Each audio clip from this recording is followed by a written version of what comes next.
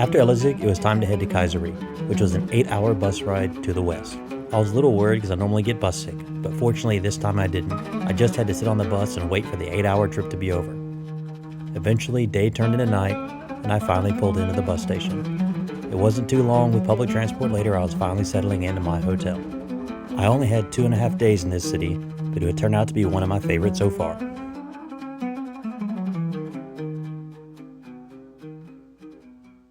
My name's Jack Rogers. In June of 2023, I decided I'd had it with normal life and set out to travel the world. 2 years later, I'm still going. I've seen some cool things in my time. I've swam the Nile, followed a matador around Spain, dived the world's oceans, and even returned to Iraq after 5 years away. Now I'm off on my next expedition, an 18-month trek through some of the world's most fascinating pilgrimages. My journey will take me to 12 countries as I walk in the shoes of religious pilgrims, ancient traders, and soldiers who blazed these trails centuries ago. This isn't just another trip. Unlike my first journey, I won't be walking the earth aimlessly. This is a chance to walk with purpose, to trace the footsteps of those who move for faith and survival. These routes carry stories, and I intend to find mine among them. I've never attempted anything like this before, but after 2 years of discovering what this world has to offer, I'm ready to take the plunge into some of life's deeper meaning. I'll be tested, physically and mentally, but I know in the end, it will all be worth it as I become a Wayfarer.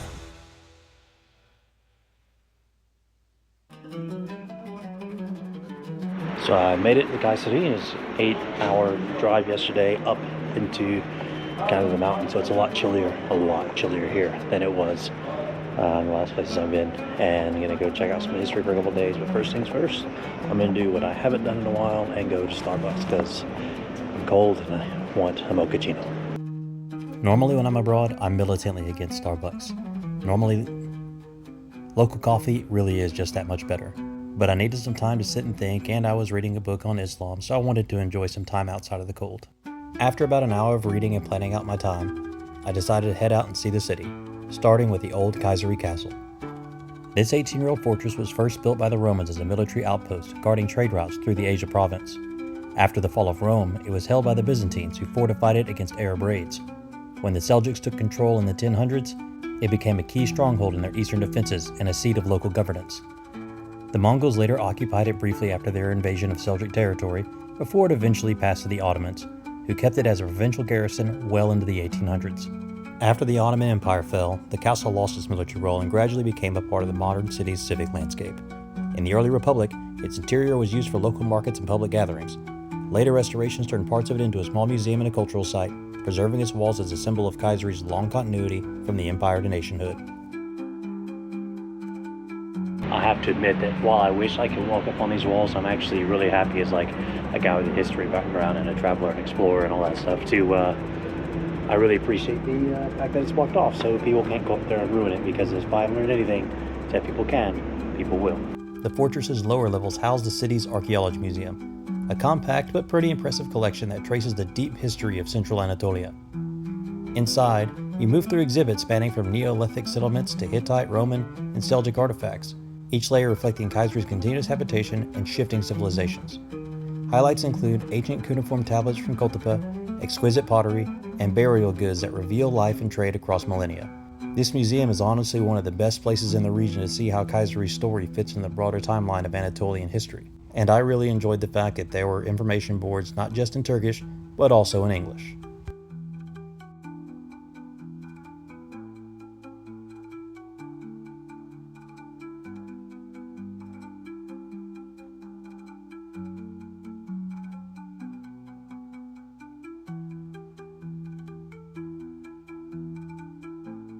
So as I'm walking around this castle, you can see these walls here. Now these walls did extend a lot further than they are now, but actually most of them, like these, are actually restorations. These are restorations. There are a couple of sections of the original, but you know, for being around for over 1,000 years, the original's just not going to be there. But I really appreciate that they're trying to restore them to at least look, you know, authentic, because in a lot of places you don't even get that. They just let them go into ruin. Looking at you, Carthage and Turkey. After visiting the castle, I went out to see if I could find the Grand Mosque in the area. Surely it was close. Of course, while a castle was assigned to political and military power, the Ulu Kami, that is the Grand Mosque, is the source of social and religious power, which is what I got right behind me. Like many Ulu Kamis in this part of Turkey, this one is rectangular and practical, built for worship rather than grandeur. Commissioned in the 1100s by the Danish Mindids, it reflects the earliest Turkish Islamic presence in Central Anatolia. Its broad prayer hall, sturdy stone walls, and modest decorations speak to a time when faith and function were inseparable. Though it was later expanded and restored by the Seljuks and Ottomans, the Ulu Kami has remained in continuous use, serving as both a center for worship and a marker of Kayseri's Islamic continuity through centuries of shifting rule and reconstruction.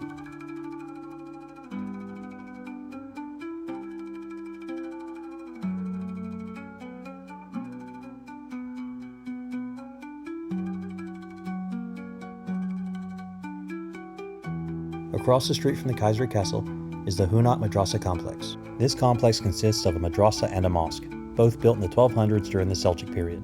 The madrasa functioned as a teaching center for Islamic law, theology, and basic sciences, with students living and studying around a small central courtyard. It was a practical space for learning rather than display.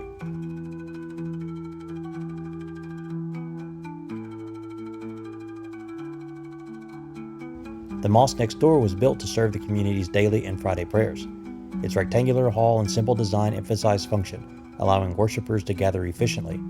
Over the centuries, it was maintained and repaired by later rulers, including the Ottomans, but its basic form has remained.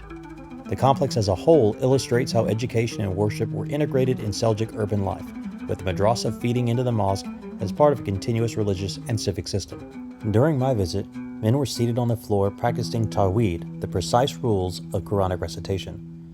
Many were repeating verses aloud to master pronunciation, while a few others listed and corrected them under the guidance of their teacher.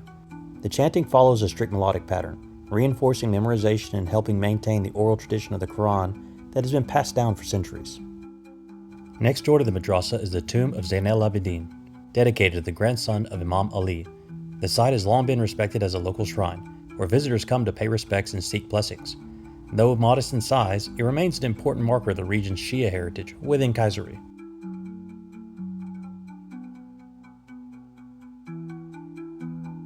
Not far away is the Sahabiya Madrasa, a Seljuk-era complex built in the 1200s. Like the other, it served as a center for Islamic learning. Though smaller than some of the neighboring madrasas, it still played an important role in training scholars for the region's mosques and religious institutions.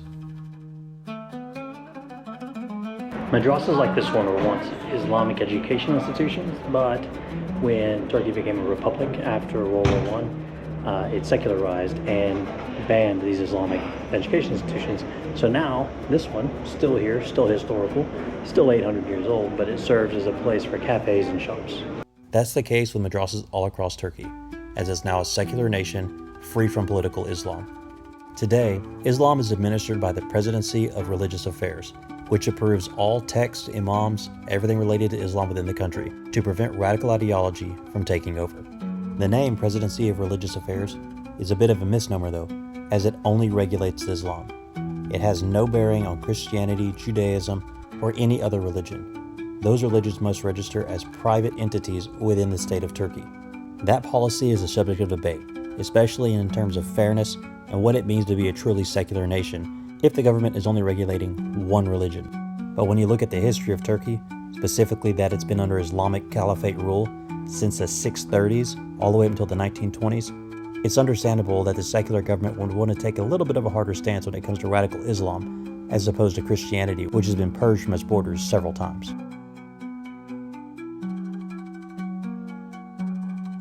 This is the Kurshunlu Cami in Kayseri, also known as the Pasha Mosque. It's a significant Ottoman-era mosque designed by one of their best architects, Mimar Sinan. It was built in the 1500s, and it's the only surviving mosque built by Sinan in Kayseri, making it a unique example of his architectural style in the region. Now I know I make this travel thing look easy, and this documentarian thing look like it's a piece of cake, but it's not. It's 4:40 in the afternoon right now. I've been up and about moving since 9:30 this morning to see all these sites, learn about things, reading, dealing with this very persistent merchant over in the bazaar. So I hope you guys are enjoying the videos because I enjoy making them, but it is exhausting to go and see and learn about all these things and bring that back to an audience, and also put it up here for the book. So I hope it's all worth it, and I hope you guys are enjoying it. My final stop for the day was the tomb of Sheikh Ibrahim Tanuri. He was a local poet from the 1400s who was influential in the community.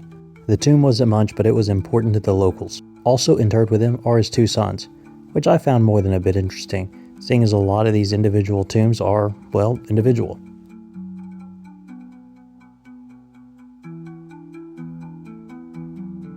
After another morning of reading at Starbucks, I decided to head over to a local archaeology museum, which hadn't quite opened by the time I got there.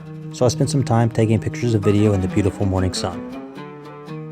So I gotta say, I have really enjoyed Kayseri so far. It's a great place to see the collision of cultures from Islam and Christianity, from the Caliphates and the Seljuks and the Byzantines and modern times. You know, like they got a mosque here looks like it's several hundred years old, built in the 1970s. Then you have something that looks brand new, built in the 1200s. So I'm about to go to this archaeology museum. So I don't know how much I'll record in it, but you know, this is a really, really cool city to come learn about all the history I'm in Turkey to learn. The city's archaeology museum is housed in an old madrasa. Just like some of the ones that hold cafes, it needed to be repurposed ever since it was shut down as an Islamic education institution. The entrance fee was really reasonable, especially compared to other museums, and it was only something like 20 or 25 Turkish lira to get in, even for foreigners.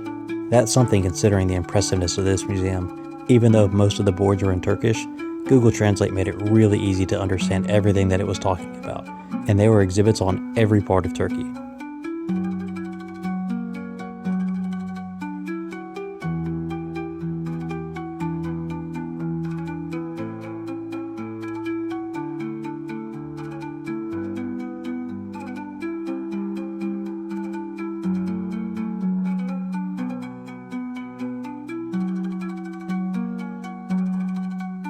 On a scale of 1 to 10, this museum's pretty effing cool, as long as you don't mind using Google Translate to translate everything. This interactive map was one of the coolest parts of the whole museum. From the control panel, you could move through every part of the old madrasa, understand its archaeology, its history, who added what when it was transformed into what, and it was just really cool to cycle through all of the different parts. As you can tell from the constant movement, I might have gotten a little carried away with exploring all it had to offer.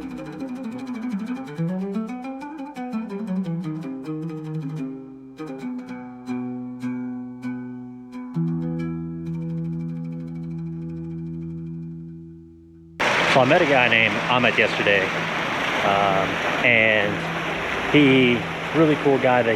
His friends call him the Frenchman because he dresses all sorts of chic and everything.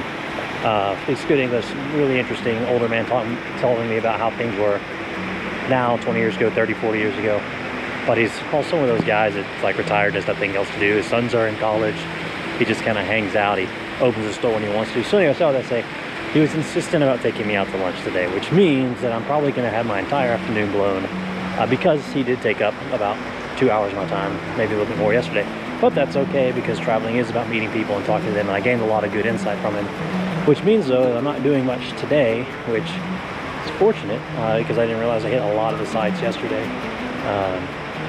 Several things are actually just like right here in and around this museum that I've already seen this morning. So on the list for the day anyway. So I guess I'm just gonna go find some tea, sit down, read some more in my book as I learn about Islam, and yeah, then I'll go have lunch with Ahmet and see where that adventure leads.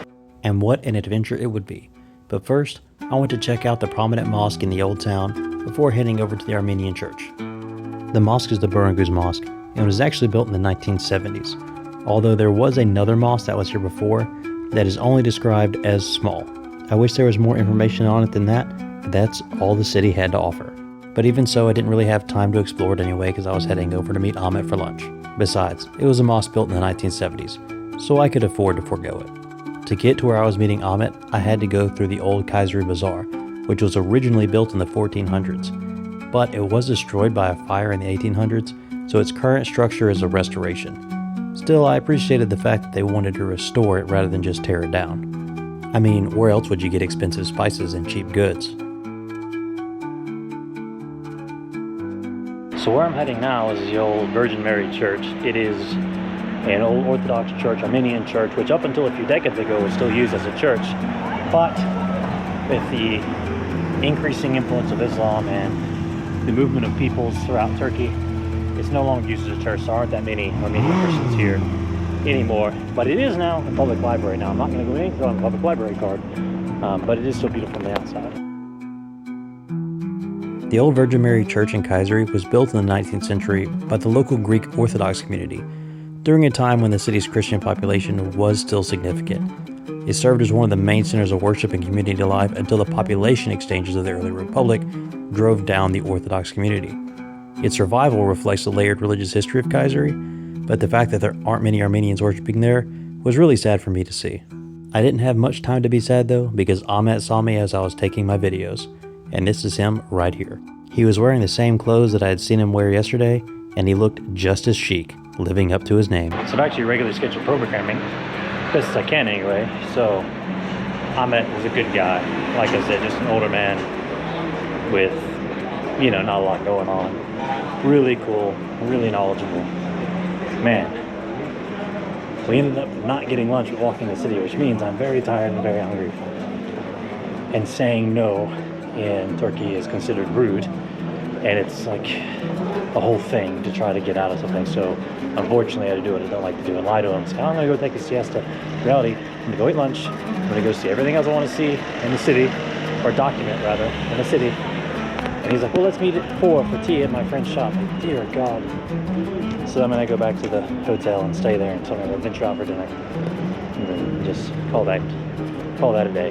The other thing is, he owns a carpet shop, and it's right next to where he wants to meet for tea with his friend. So what happens when we get there, he's like, oh, just look down by, and he's gonna pressure and try to trap. And he's not gonna be ill will towards it. I can tell just by talking with him and hanging out with him for the last 2 days, but it's still part of how it goes. And I just don't want to deal with that. And I'm also going to apologize right now to Joe, because I remember in Tunisia, I told her, I kept saying no, just keep saying no, just keep saying no. And here I am, suffering from that same thing. And also, there's about to be a big pro-Palestine, anti-Israel protest happening right in the middle of town, so it's a good time to be anywhere else like my hotel. And thus one day passed and the next day came. Now, if you're not like me and just wanting to make your own list and go see and do things, you can always start at Kayseri's Culture Road behind the Madrasa here, which is across the street from the shopping mall. And it'll take you by most sites you need to see to understand Kayseri. I've already been to a lot of these, but I haven't been to some. So as I steadily make my way back to my hotel to get my stuff to go to Sivas, I'm going to follow it around the city. I wish I would have known about Kayseri's Culture Road on my first day.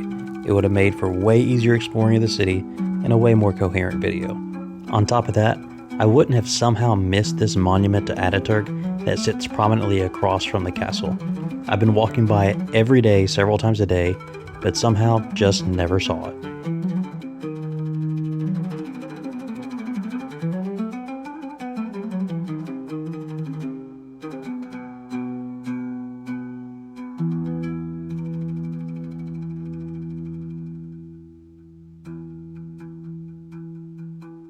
The Culture Road ultimately comes here, which is an old neighborhood of Ottoman style houses. Now they're all being renovated or restored right now, and I'm going to turn the camera around so you can see.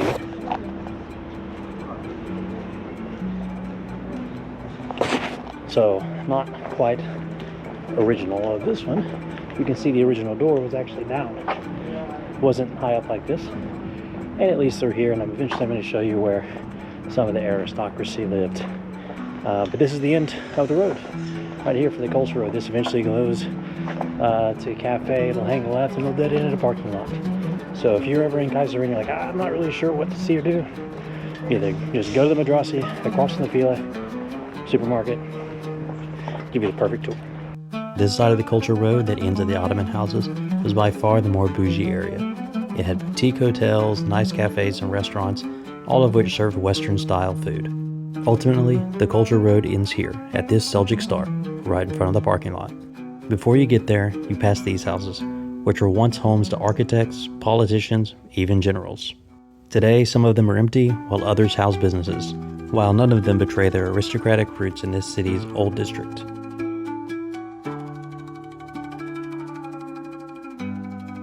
And just so you know that I'm not lying about the parking lot, here it is.